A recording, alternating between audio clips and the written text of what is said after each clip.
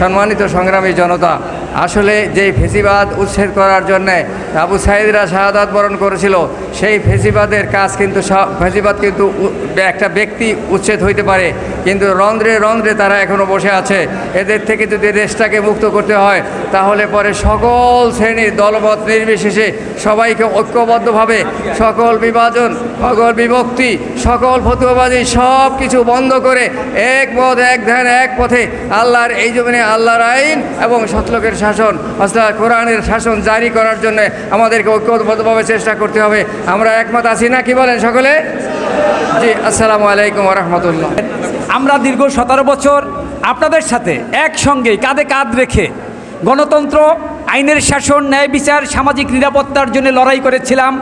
5ই August fascist এবং ফ্যাসিবাদ সরকারের পতনের পরে আজকে আমরা একটা উন্মুক্ত স্থানে, এমনি একটি শান্তিপূর্ণ পরিবেশে আজকে আমরা ইফতারের আয়োজন করতে পারছেন। এই জন্য কর্তৃপক্ষকে আবারও ধন্যবাদ জানাই, অভিনন্দন জানাই।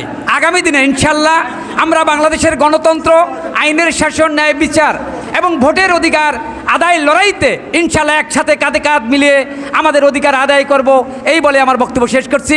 আল্লাহ হাফেজ। বাংলাদেশ জিন্দাবাদ।